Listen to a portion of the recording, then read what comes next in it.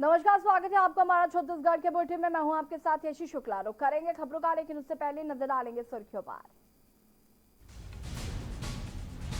पंडित दीनदयाल उपाध्याय की जयंती आज, कार्यकर्ताओं को संबोधित करेंगे पीएम मोदी। सुबह 11 बजे करेंगे संबोधित। कृषि बिल के खिलाफ किसान संगठनों का भारत बंद आज, किसानों का आज देश भर में आंदोलन। पंजाब में पटरियों पर डटे 20 विशेष ट्रेनें रद्द। केंद्र सरकार पर सीएम का हमला, का छत्तीसगढ़ में लागू नहीं करेंगे कृषि बिल, इसके खिलाफ सुप्रीम कोर्ट जाएंगे। जांजगीर चांपा में दिनों दिन सामने आ रही लापरवाही, कोविड अस्पतालों में दिखी लापरवाही, अस्पताल से फरार हुआ जुरा जेल कैदी।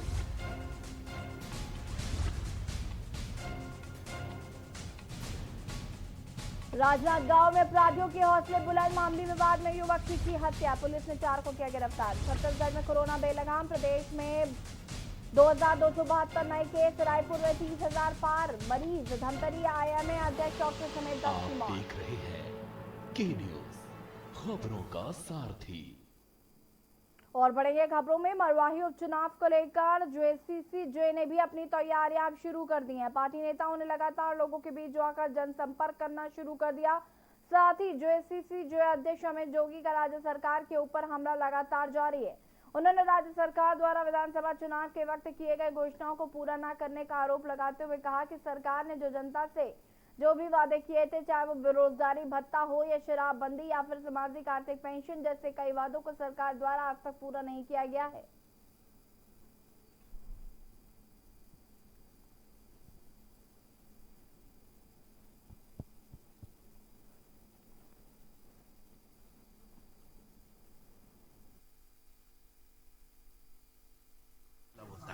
कर्जा माफी करी क्या?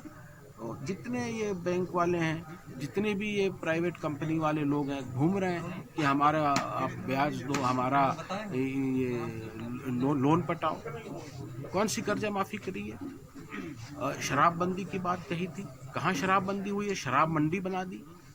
बोले थे कि सबको नौकरी देंगे, नौकरी नहीं मिलेगी तो 2500 रुपया महीना बेरोजगारी भत्ता देंगे। सामाजिक आर्थिक पेंशन बढ़ा के हम लोग 1500 कर देंगे। ये सारी घोषणाएं जो की थी, कौन सी घोषणा पूरी करी है? जांजगीर चांपा जिले के राष्ट्रीय स्वास्थ्य मिशन के संविदा कर्मचारियों ने नियमितीकरण की मांग को लेकर गुरुवार को भी प्रदर्शन किया। मुख्य चिकित्सा अधिकारी कार्यालय के सामने संविदा कर्मचारियों ने हवन कुंड बनाकर मंत्रोच्चारण के साथ पूजा पाठ किया और अपनी एक सूत्री मांग को पूरा करने के लिए शासन से गुहार लगाई। संविदा कर्मचारियों ने कहा कि इस कोरोना के संकट में लोगों को कोरोना योद्धा के रूप में राष्ट्रीय स्वास्थ्य मिशन के कर्मचारियों की आवश्यकता है। साथ ही कर्मचारियों को भी अपना कर्तव्य याद है, जरूरत है तो बस सरकार के आदेश की, जिसे चुनाव से पूर्व वादा किया गया था, उसी नियमितीकरण के आदेश को जारी करने की मांग की। शासन प्रशासन तक हम एनएचएम के नियमितीकरण के लिए, इन कोरोना योद्धाओं के सम्मान के लिए, हम अपने हक और अधिकार की लड़ाई के लिए लगातार 6वें दिन बैठे हुए हैं। आज हमारे प्रदर्शन का ये है कि आज हम हवन के माध्यम से सरकार तक अपनी बात पहुंचाना चाहते हैं कि इन कोरोना योद्धाओं ने जो अपनी जान जोखिम में डालकर काम किया है, इनकी नियमितीकरण की जो मांग है, इसको जल्द से जल्द सरकार पूरा करे। हम आपके ही अंग हैं और हम बड़ी विनम्रता से हमारे माननीय मुख्यमंत्री जी और स्वास्थ्य मंत्री जी से अपील करते हैं कि हमको नियमितीकरण जल्द से जल्द करें। आज हम यज्ञ का कार्यक्रम रखे हुए हैं और मैं अपने इस पूरी जनता की तरफ से ये बोलना चाह रही हूँ कि माननीय मुख्यमंत्री जी से करबद्ध निवेदन है कि आपने जो वादा किया था वो वादा निभाएं, क्योंकि सरकार को और पूरी जनता को और पूरे स्वास्थ्य विभाग को हमारी ज़रूरत है। इसलिए मेरी उनसे विनम्र निवेदन है कि वे हमें नियमितीकरण की सौगात दें। छत्तीसगढ़ में कोविड के बढ़ते संक्रमण को देखते हुए सभी जिलों में लॉकडाउन किया गया और इस कड़ी में जिला जांजगीर चांपा में भी 1 अक्टूबर तक सभी शहरी क्षेत्रों और शहरी क्षेत्र से लगे हुए गांव में लॉकडाउन लागू किया गया है। कलेक्टर यशवंत कुमार के आदेशानुसार सभी शहरी क्षेत्रों में फ्लैग मार्च निकाला गया और सभी चौक चौराहों में होने वाले लॉकडाउन की जानकारी देते हुए आमजन एवं दुकानदारों से अपील की है कि इस लॉकडाउन पर सख्ती से पालन करें।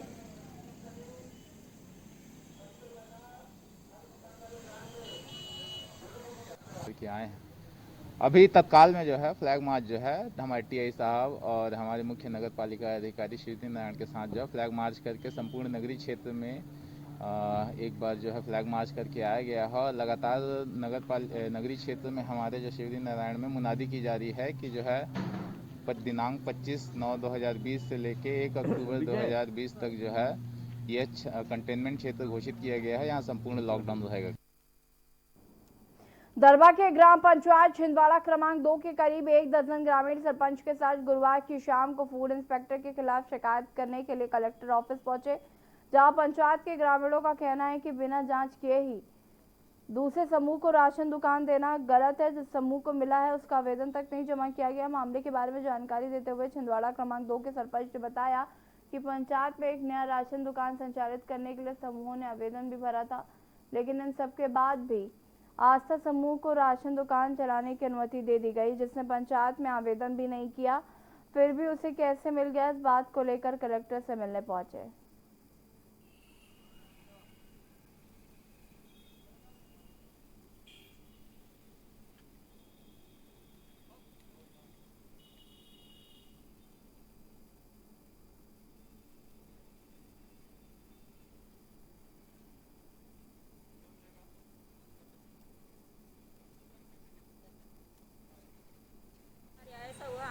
पंचायत से प्रस्ताव बना के दिए थे ये राशन दुकान चलाने के लिए, तो इनको हमारे जो प्रस्तावित किया गया उसको नहीं दिए, दूसरा समूह को दिया।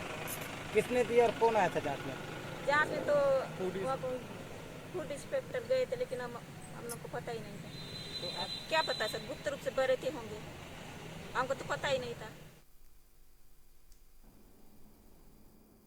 मस्तूरी में टोटल लॉकडाउन को लेकर अब ग्रामीण क्षेत्रों में राहत देने की मांग उठने लगी है। ग्रामीण क्षेत्रों के व्यापारियों की मांग को लेकर मस्तूरी ब्लॉक में शुक्रवार से जिला प्रशासन ने आंशिक राहत दी। गौरतलब है कि जिले में मंगलवार से संपूर्ण लॉकडाउन के निर्देश दिए गए थे और इसी बीच पूर्व में सीपत के व्यापारी वर्गों ने कुछ समय के लिए ही दुकान खोलने की अनुमति मांगी थी। उनका मानना था कि सीपत में कोरोना के कम मामले हैं, वहीं लॉकडाउन की वजह से उन्हें काफी नुकसान हो रहा है और इसी मांग को लेकर गुरुवार को मस्तूरी के व्यापारियों ने भी सुबह 9 से 1 बजे तक बाजार और दुकान खोलने की अनुमति को लेकर मस्तूरी थाना पहुंचकर मस्तूरी थाना प्रभारी फैजुल शाह को ज्ञापन देते हुए आग्रह किया था, जहां उन्होंने अपनी व्यावसायिक स्थिति का हवाला देते हुए तय समय तक मस्तूरी में दुकानों के संचालन की अनुमति मांगी। इस पर मस्तूरी एसडीएम मोनिका वर्मा ने उनके मांग पर प्रशासनिक सहमति दे दी।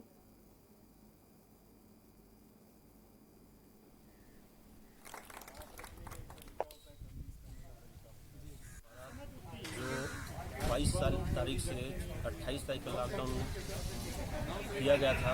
उसके इसमें हमने पीआई साहब एसडीएम मैडम से निवेदन करने गए हुए थे और एक समय दिया जाए ग्रामीण एरिया होने के नाते, तो इसमें हमारे मस्तूरी थाना प्रभारी जी ने पीआई साहब जी ने बात करके एसडीएम मैडम से 9 बजे से 1 बजे तक दुकान खोलने की अनुमति दी और सैनिटाइजर वगैरह सोशल डिस्टेंसिंग का पालन करने के लिए निर्देशित किया गया।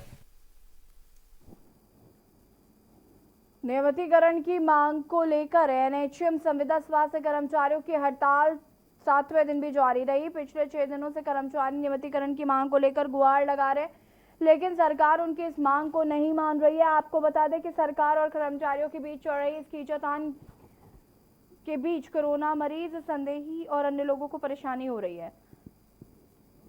होम आइसोलेशन में कोरोना से लड़ रहे मरीजों को दवाइयां नहीं पहुंच रही। जांच सेंटरों में कर्मचारियों की कमी के कारण लोगों की जांच नहीं हो पा रही। इसके अलावा 6 बजे मिलने वाली कोरोना पॉजिटिव की सूची रात 10 बजे मिल पा रही है, जिसके कारण समय पर कोरोना मरीजों को अस्पताल में शिफ्ट नहीं किया जा पा रहा।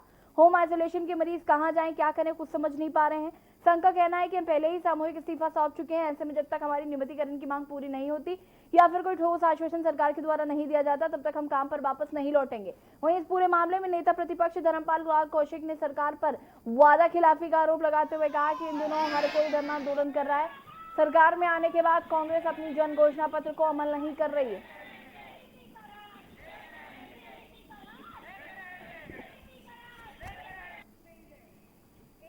आज हमारे एनएचएम कर्मचारी का हड़ताल का आज अनिश्चितकालीन हड़ताल का 6वां दिन है और हम लोग जब तक बैठेंगे जब तक का हमको नियमितीकरण का आदेश नहीं हो जाता है। हमारी जो मांग है जायज है। ये मांग जो है अचानक नहीं है, बहुत पहले का मांग है। 2018 में चुनाव हुआ, उसके पहले भी मैनिफेस्टो में माननीय महोदय लोगों ने हमारी जो नियमितीकरण का वादा किया था। उसके बाद सरकार बनने के बाद फिर से रायपुर में कांग्रेस भवन में माननीय मुख्यमंत्री महोदय आके फिर से बोले थे, इस साल किसान का है, अगले साल आपका होगा। या निवेदन दिया, मिलने की कोशिश किया, बात करने का भी प्रयास किया, लेकिन किसी ने नहीं सुना। तब अभी हम लोगों का तो हड़ताल चलते रहेगा, हम लोग काम पे वापस नहीं जाएंगे जब तक का हमारा नियमितीकरण नहीं हो जाता है। परेशानी यही है, कोरोना काल में देख रहे हैं कि हम सब एकजुट होके यहाँ पे आ रहे हैं। जो चीजें हम सरकार को बताने या बोलने या मतलब अपनी तरफ से बात करने की कोशिश की, जिसमें लग रहा है कि हमको ध्यान नहीं दिया गया, इसलिए हमको ये सब करना पड़ रहा है। और परेशानी यही है कि शासन हमारा सुन ले। हम चाह रहे हैं सिर्फ हमको एक लिखित में, हम ये नहीं कह रहे हैं कि हमको अभी दे, हम तो ये कह रहे हैं कि वो 6 महीना, साल भर जो भी है वो हमको एक लिखित में दे दे। देखिए, लगातार कर्मचारी आंदोलनरत हैं, केवल एनएचएम का नहीं, कि इसमें आप देखेंगे कि इसके पहले आपके विद्या मितान लोगों ने धरना किया, उसके पूर्व जिन शिक्षकों का नियुक्ति हो गई वो धरना किए, और अभी ये वर्षों से काम कर रहे हैं। इस सरकार में आने के पहले कांग्रेस ने अपना जन घोषणा पत्र जारी किया और उसमें कहा गया कि अनियमित कर्मचारी को नियमित किया जाए। इसके लिए उनके द्वारा मेमोरेंडम दिया गया, उसके बाद में कोई सुनवाई नहीं हुई। आखिर बाध्य होकर के उनको सड़कों में आना पड़ा। मैं मुख्यमंत्री जी से और स्वास्थ्य मंत्री जी से आग्रह करना चाहता हूं कि बर्खास्तगी करने के बजाय उनसे बातचीत करनी चाहिए। कोरिया की खड़गवा पुलिस को बड़ी सफलता हाथ लगी। पुलिस ने बाइक चोर गैंग के 3 सदस्यों को गिरफ्तार किया। ये गैंग गाड़ियों के लॉक तोड़कर उठा ले जाती थी और बेच देते थे। आपको बता दें कि बीती 16 तारीख को एक शख्स की बाइक चोरी हो गई थी, जिसकी शिकायत उसने पुलिस को दी। पुलिस ने सक्रियता दिखाते हुए 3 चोरों को गिरफ्तार कर कोर्ट में पेश किया है।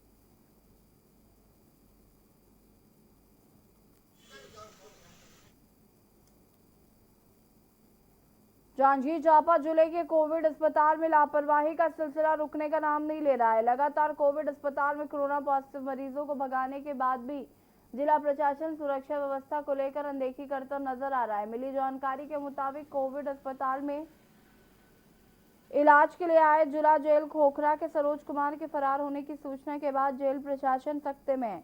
हाल ही में सरोज कुमार को कोरोना पॉजिटिव पाए जाने पर आकांक्षा कोविड अस्पताल में भर्ती कराया गया था, लेकिन सरोज कुमार कोविड अस्पताल से कब फरार हुआ किसी को पता नहीं चला। मामले की जानकारी मिलने पर कोविड अस्पताल के स्टाफ अपने स्तर पर उसकी तलाश कर रहे थे, लेकिन नहीं मिलने पर जेल प्रशासन को इसकी सूचना दी। जेल के विचाराधीन बंदी के फरार होने से जेल प्रशासन हरकत में आया और कोतवाली थाने में रिपोर्ट दर्ज कराई। अरे बंदी जो है उसे आकांक्षा कोविड केयर केंद्र में रखा गया था और वो जो है 2 दिन से मतलब 21-22 तारीख से अपने कक्ष में नहीं है।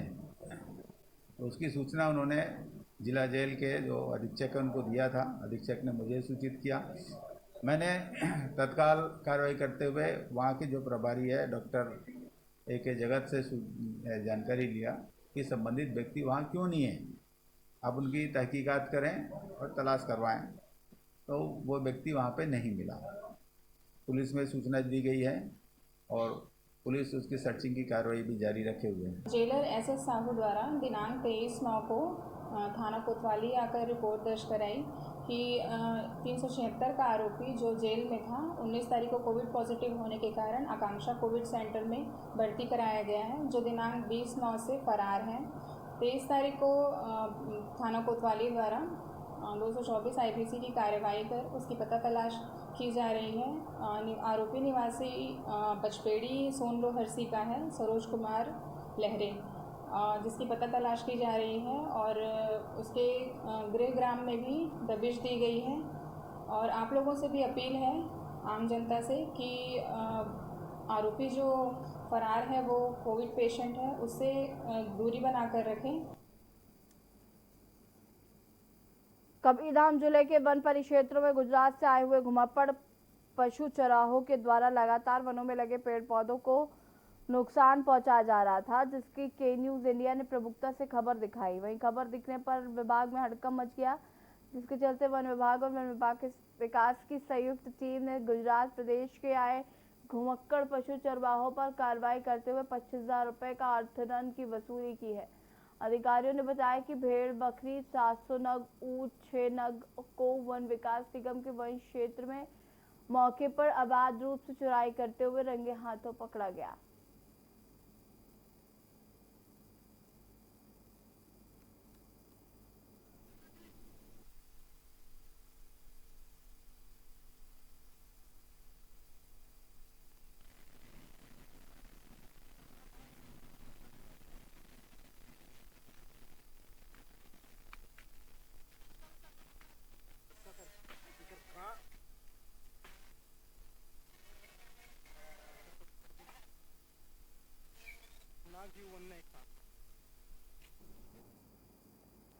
छत्तीसगढ़ के बिलासपुर को लॉक हुए 4 दिन हो गए हैं, तो वहीं लॉकडाउन का पालन कराने के लिए पुलिस लगातार लोगों से अपील कर रही है कि घर के बाहर ना निकलें और लॉकडाउन के नियमों का पालन करें। तो वहीं शहर के सभी चौक चौराहों पर वाहनों की जांच और बिना मास्क के घूम रहे बेवजह 200 लोगों पर पुलिस ने कार्रवाई की है।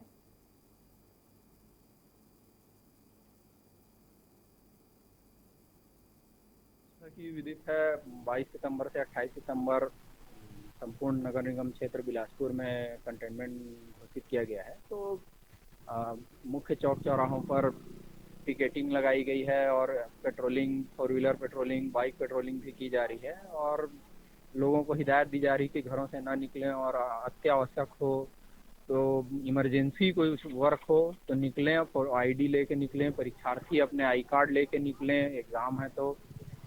और इस दौरान कुछ लोग हैं जो ऐसे निकलने वाले व्यक्ति जो हैं बिना मास्क लगाए निकल जाते हैं। मस्तूरी क्षेत्र में चौथी बार लॉकडाउन लगने के बाद भी लगातार कोरोना पॉजिटिव मरीजों की संख्या में इजाफा होता जा रहा है, लेकिन फिर भी लोग बिना किसी फिक्र के ही घर से बाहर घूमते नजर आ रहे हैं, जिसके चलते फिर से पूर्ण लॉकडाउन शुरू कर दिया गया है। वहीं पुलिस ने बेवजह घूम रहे लोगों पर चालानी कार्रवाई करते हुए समझाकर छोड़ दिया। साथ ही लोगों को कोरोना संक्रमण के बारे में बारीकी से समझाया जा रहा है। आपको बता दें कि 22 सितंबर से 28 सितंबर तक पूर्ण लॉकडाउन रहेगा।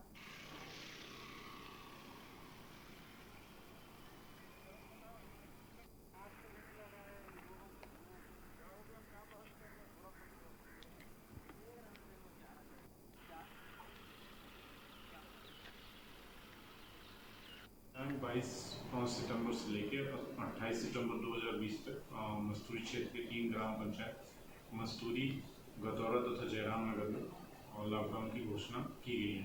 ये तीनों क्षेत्र कंटेनमेंट जोन बना दिए गए हैं। व्यापारी संघ की बैठक पहले ले ली गई थी, जनप्रतिनिधियों से भी चर्चा कर लिया गया था और सारे लोग सहयोग कर रहे हैं।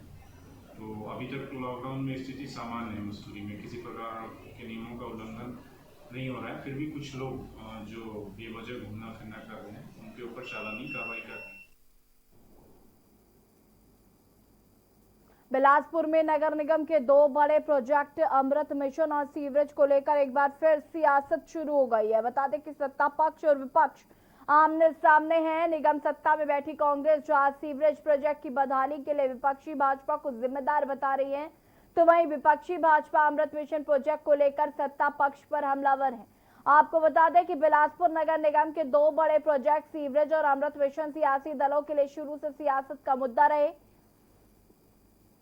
पिछली सरकार में जब निगम में भाजपा का कब्जा था, अंडरग्राउंड ड्रेनेज सिस्टम को दुरुस्त करने सीवरेज प्रोजेक्ट लाया गया, तब विपक्ष में बैठी कांग्रेस ने जमकर हल्ला मचाया। लिहाजा शहर के 2 बड़े प्रोजेक्ट को लेकर एक बार फिर सियासत शुरू हो गई है। सत्ता पक्ष और विपक्ष आमने सामने आ गए हैं।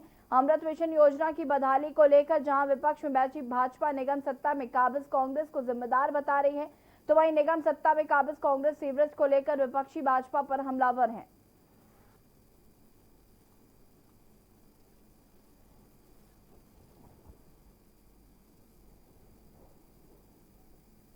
भारतीय जनता पार्टी के जो पूर्व मंत्री थे उन्होंने ये प्रोजेक्ट को लेकर आया था। इसका विरोध जब जन सुनवाई हुई उसमें पूरे जनता ने किया। साथ ही भारतीय जनता पार्टी के शीर्ष नेता श्री बेनी प्रसाद गुप्ता इसका विरोध किए थे। क्या ये सीवरेज के जो प्रोजेक्ट लेके आए हैं, क्या ये चुनावी खर्चे के लिए लेके आए हैं?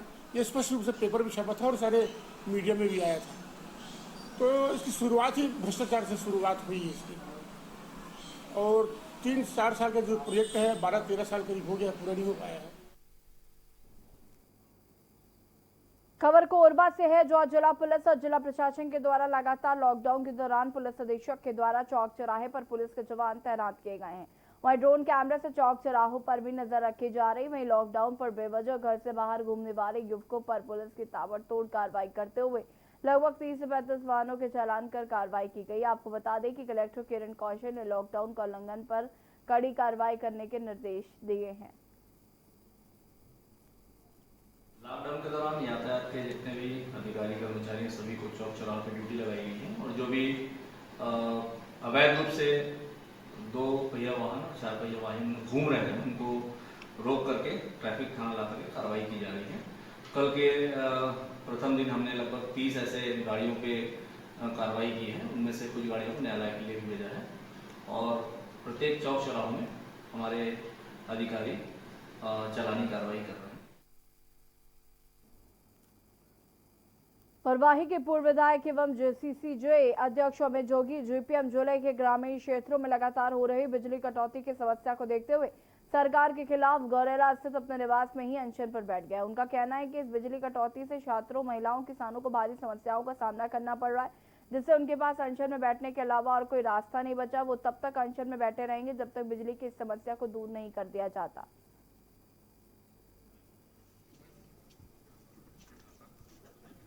यह तरीका है। राजनांदगांव सहित शहर में लगातार अपराधों का ग्राफ बढ़ता जा रहा है। 3 दिन पहले 2 लोगों की हत्या कर दी गई थी, जिसकी गुत्थी पुलिस ने सुलझाई थी कि कल देर रात फिर एक हत्या का मामला सामने आया। गंजबंदी बसंतपुर के पास युवक की हत्या कर दी गई। बता दें कि गोडी मरकाम को पुरानी बात को लेकर विवाद हो गया था, जिसको लेकर दूसरे पक्ष के लोगों ने उस पर हमला कर दिया, जिससे गोडी की मौत हो गई। पुलिस ने 4 आरोपियों को गिरफ्तार कर लिया है। कल हमें सूचना मिली थी कि गंज मंडी पर एक युवक की हत्या कर दी गई है, जिस पर हमारी टीम वहां पर पहुंची है। हमने अभी 4 लोगों को गिरफ्तार कर लिया है, इसमें 3 आरोपी अभी फरार हैं। कारण क्या है? आपसी रंजिश थी, इससे पहले भी इन लोगों के बीच विवाद रहा है। आपसी रंजिश के चलते यह हत्या हुई है। बलौद कलेक्टर प्रशासन सहित स्वास्थ्य विभाग की टीम पाकुर भाट आइसोलेशन केंद्र पहुंची। जैसे ही मरीजों को जानकारी हुई कि प्रशासन की टीम वहां पहुंची अपनी बात रखने के लिए, सभी मरीज मौके पर पहुंचे, जमकर हंगामा किया। इस दौरान मरीजों ने प्रशासन को खरी खोटी सुनाई। मरीजों का कहना था कि यहाँ वो लोग भगवान भरोसे जिंदा हैं।